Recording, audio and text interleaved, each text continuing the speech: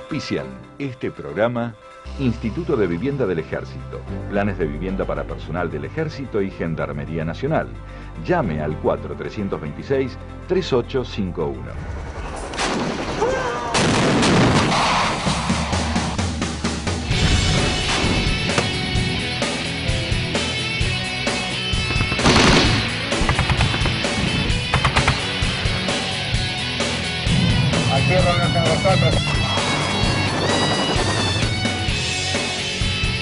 Charlie 35, Papa Charlie 31, cambio.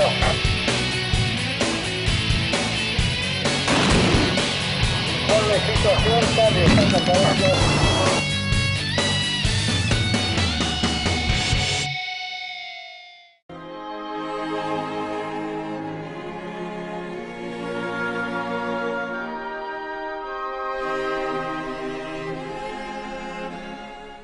En la tarde del lunes 14 de junio la situación era insostenible.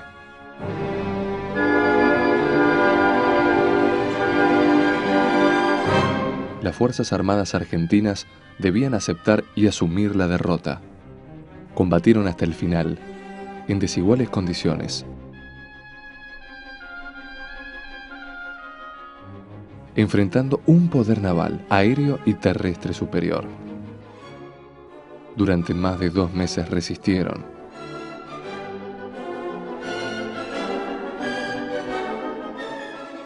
El silencio solo era quebrado por el seco golpear de los fusiles que se amontonaban uno a uno sobre el terreno.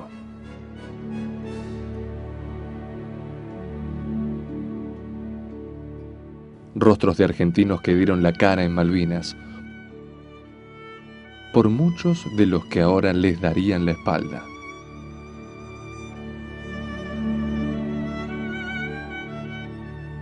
Hombres que cumplían una misión, sin participar en la toma de decisiones políticas en las que sí estaban, en cambio, comprometidas sus vidas.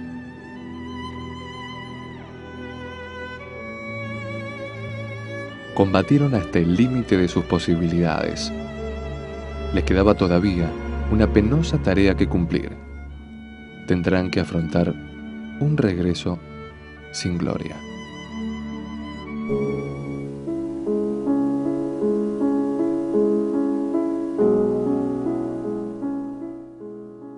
La inmensa mayoría de los argentinos ni siquiera se enterarán de su vuelta.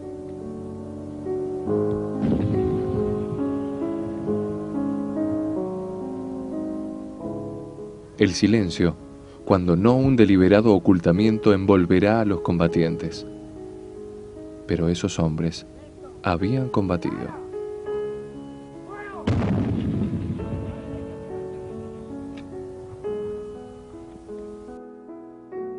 La lección de Malvinas.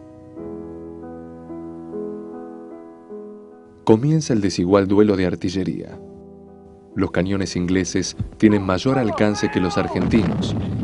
Tiran a 17 kilómetros de distancia. Los otros, solo a 10. La incorporación de 2 piezas de 155 milímetros permite a los argentinos abrir fuego costero contra los buques y batir los emplazamientos de las baterías enemigas.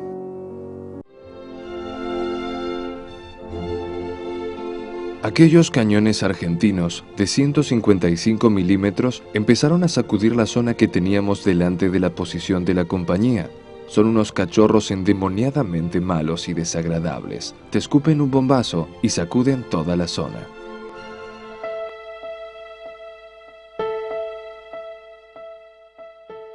Malvinas, con largas noches en los meses del otoño.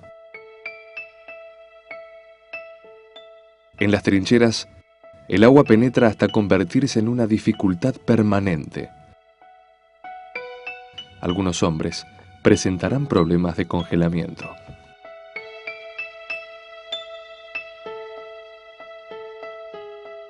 Islas sin caminos. Un terreno sobre el que cuesta desplazarse y hasta recorrer cortas distancias.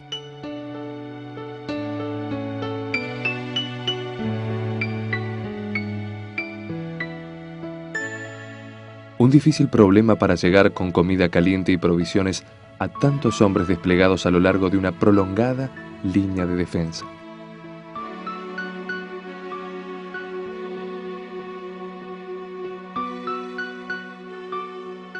Hombres aferrados a sus puestos, sin posibilidad de relevo, que deben transportar a pie y en brazos pesados equipos, armamento y munición, trepando las laderas de los montes.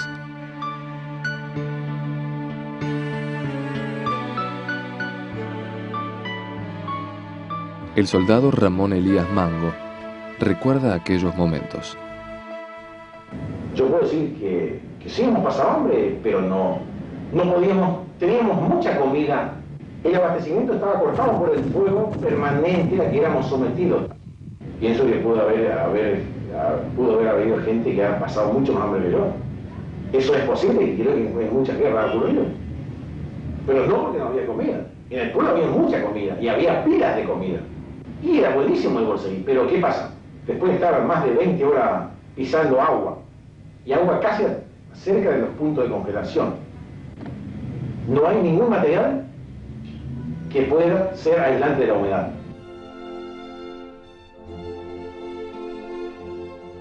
Los servicios de información británicos habían comunicado que las posiciones argentinas eran a cielo abierto. En realidad, sus trincheras tenían en muchos casos sólidos tejados, y los informes sobre una guarnición desmoralizada y desganada carecían de fundamento. Tantas mentiras que se nos dijeron de que no querían pelear y están peleando como leones. Con bases cercanas en su portaaviones, los Sea Harrier dominan los cielos.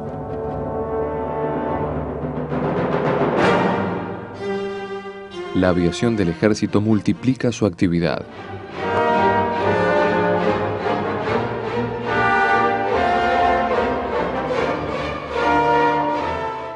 Los pilotos de helicóptero realizan arriesgadas acciones de apoyo, traslado de tropas y armamento, transporte de heridos y provisiones, además de rescate sobre el mar o el territorio. Después del 1 de mayo, cuando se produce el ataque real y efectivo de las tropas inglesas a través de los aviones, la situación cambió fundamentalmente. Ya en las islas había presencia efectiva de aviones que producían alerta denominada y característica alerta roja frecuentemente, razón por la cual los vuelos que realizaron las aeronaves de aviación de ejército fueron más riesgosos. Una vez que los ingleses desembarcan en San Carlos, la situación se complica aún más porque ya tenían efectivamente posicionados en el terreno puestos de observación, los cuales dominaban los aeródromos de campaña que poseíamos nosotros y estaban en capacidad de alertar a sus unidades de tiro tierra-aire.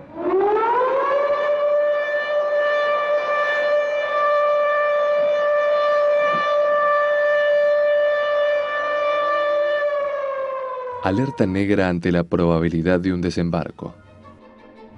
Alerta roja en caso de un ataque aéreo.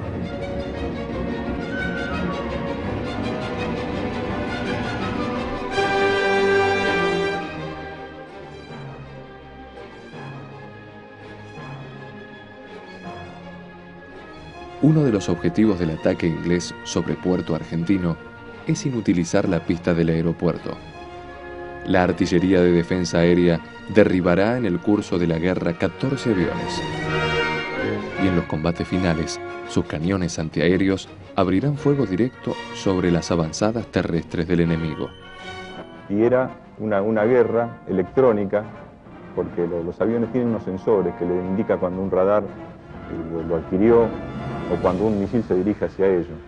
Y en muchas oportunidades había que cortar la misión del radar y guiar el misil por medio óptico para evitar justamente que el avión enemigo detectara que el radar lo había enganchado.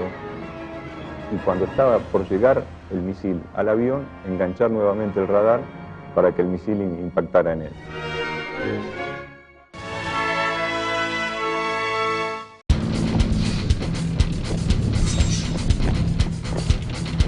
Yo elegí ejército. Yo elegí ejército.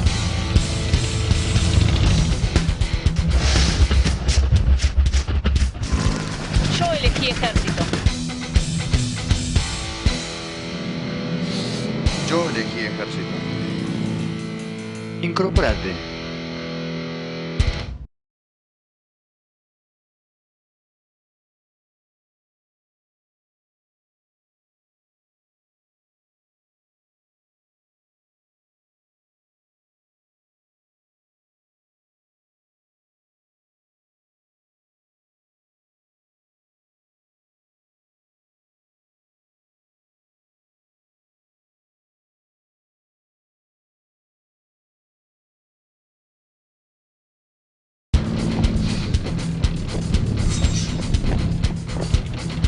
Yo elegí ejército.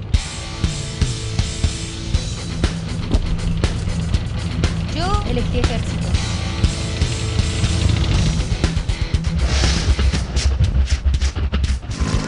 Yo elegí ejército. Yo elegí ejército. Incorporate.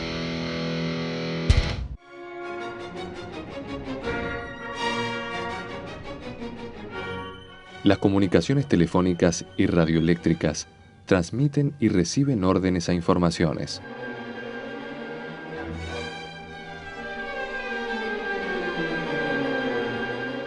La otra cara se manifestará en las trincheras, en las angustiosas horas a la espera del ataque enemigo.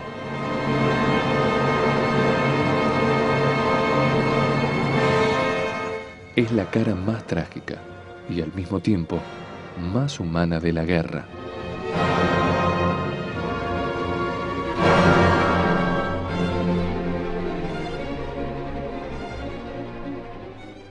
Los elementos de ingenieros instalan campos minados y obstáculos en playas aptas para el desembarco.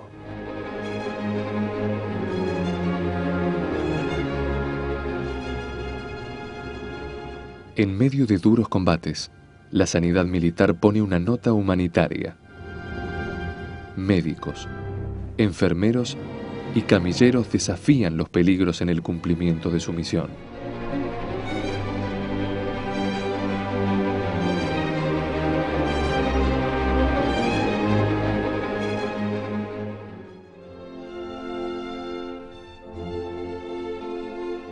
Algunos argentinos tenían heridas producidas por granadas de fósforo serias, profundas y muy dolorosas. 1 o 2 tenían heridas producidas por bayonetas, cosa inusual en el combate moderno, y algunos estaban físicamente exhaustos en el combate cuerpo a cuerpo. Peleaban hasta con la culata de sus fusiles o con cualquier otra cosa que tenían a mano. Los argentinos combatieron muy bien.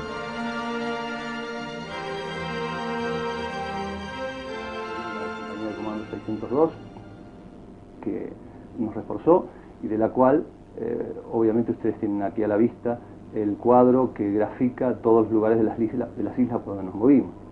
Esas operaciones normalmente las hacíamos de noche y la característica esencial era que se realizaban buscando siempre al enemigo, es decir, con carácter ofensivo a donde supiésemos que este enemigo estaba o donde supusiésemos que él mismo se encontraba. Otra característica que puedo mencionar es que usábamos todos los medios de movilidad, ya fueran estos tractores, caballos, Jeep Land Rover, motos y nuestros queridos, fieles e irreemplazables helicópteros de la aviación de ejército. El empleo de todos esos medios de movilidad se daba obviamente con una superioridad aérea del enemigo constante, lo que hacía los movimientos doblemente peligrosos. Que el enemigo que debimos enfrentar fue constituido muchas veces por fuerzas especiales del enemigo. Esto se ha dado muy raramente en la historia, dado que el clásico enemigo del comando que llega con poco equipamiento en una distancia que debe recorrer muy extensa, es enfrentar a débiles fuerzas del enemigo de la retaguardia. En este caso se dio la casualidad o se dio el hecho distintivo de que debimos enfrentar a las mejores fuerzas del enemigo, hecho que, como le he dicho, no recuerdo que se haya dado muchas veces en la historia. Para ellos ocurrió otro tanto. La oscuridad es quebrada por el trazado de los proyectiles luminosos y el resplandor del fuego de la artillería.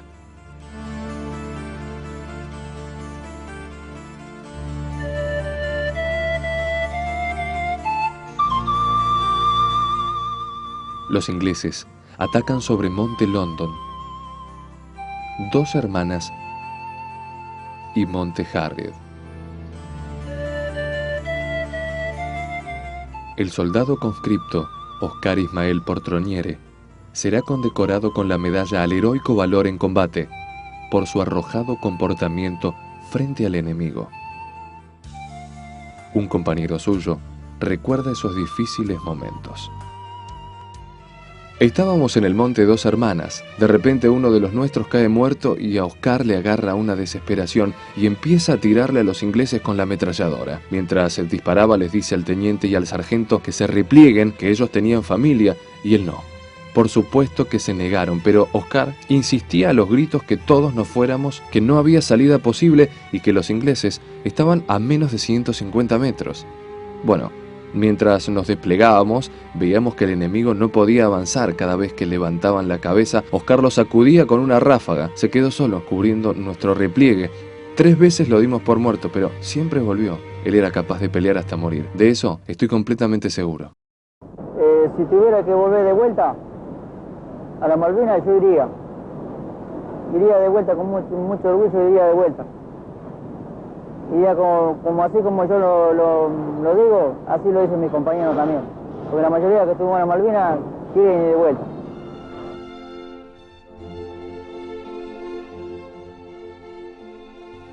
Sentimos una sensación espléndida porque después de la larga y dura serie de batallas en las islas, sobre tan considerable extensión de terreno, especialmente inhóspito, todo haya concluido así. No cabe duda de que los hombres que se nos opusieron eran soldados tenaces y competentes, y muchos han muerto en sus puestos. Hemos perdido muchísimos hombres.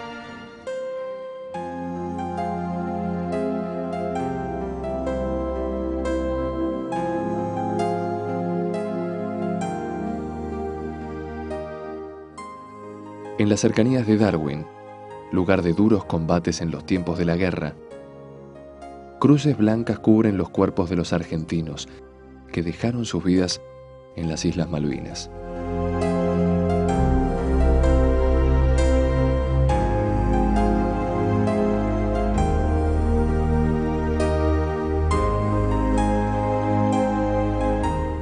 Uno de ellos, el teniente de ejército Roberto Esteves, recibirá también la más alta condecoración que otorga la nación argentina: al heroico valor en combate.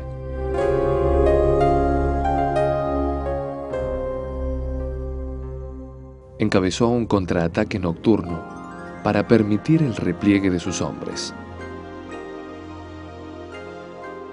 A pesar de sus heridas, rechazó sucesivos ataques hasta morir.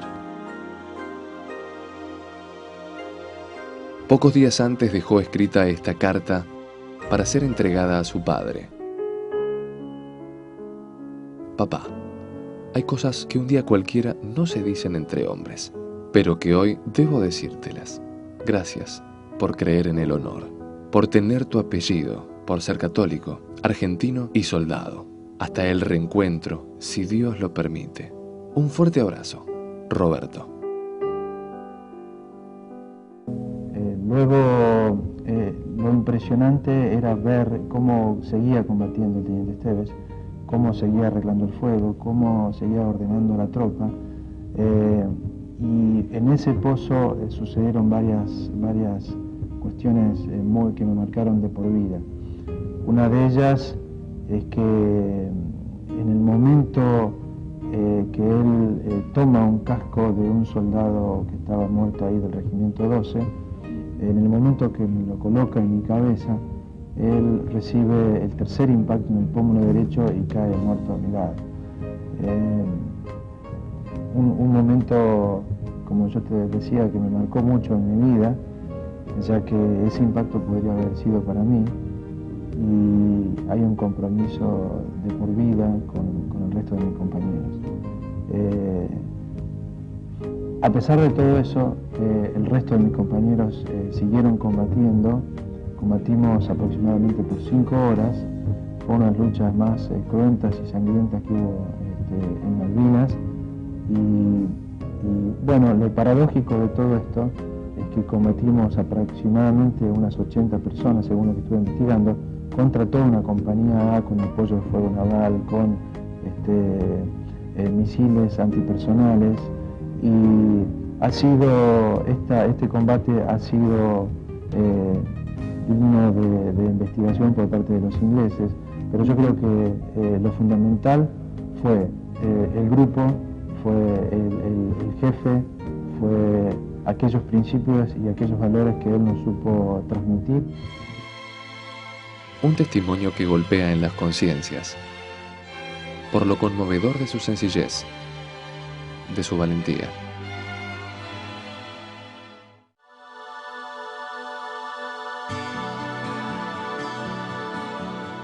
La guerra de Malvinas nos sacudió a todos.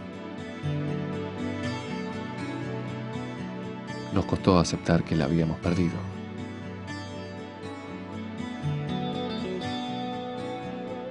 Asumir la derrota nos permitió madurar.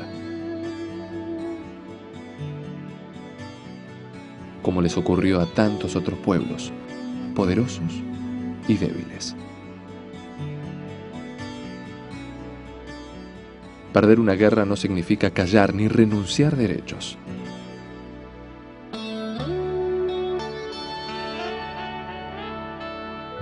Las guerras, aún perdidas, dejan enseñanzas.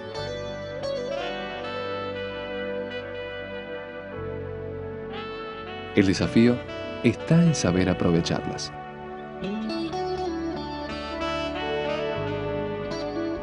La experiencia de los errores nos ayudará a no volver a cometerlos.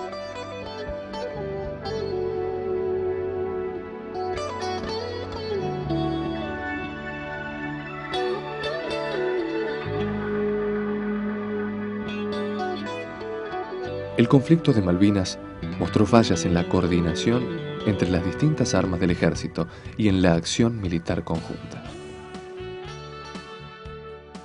Concurrimos con una doctrina y organizaciones que no se ajustaban a nuestra realidad. Nuestro sistema logístico y de movilización de las reservas fueron deficientes y fue escaso el aprovechamiento de las posibilidades tecnológicas que teníamos. Estamos transitando ahora el camino de una reestructuración que fue vislumbrada al día siguiente de finalizar la Guerra de Malvinas. Un ejército orgulloso de ser combatiente de Malvinas, con reconocimiento hacia sus veteranos de guerra,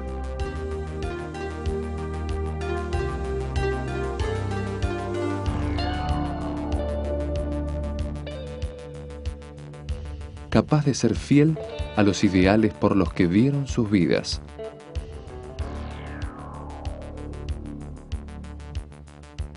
De guardar sus memorias y ejemplos.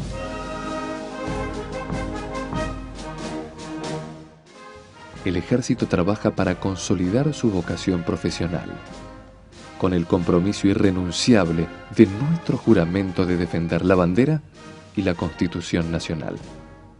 Esta es la lección de Malvinas.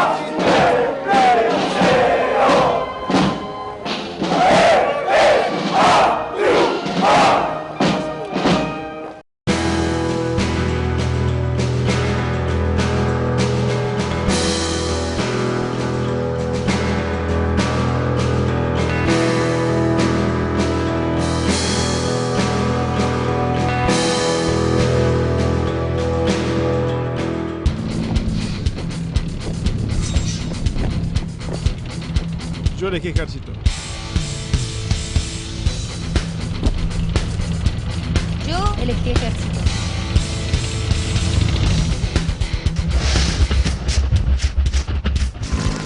Yo elegí ejército. Yo elegí ejército. Incorporate. Auspiciaron este programa Instituto de Vivienda del Ejército, planes de vivienda para personal del Ejército y Gendarmería Nacional. Llame al 4326-3851.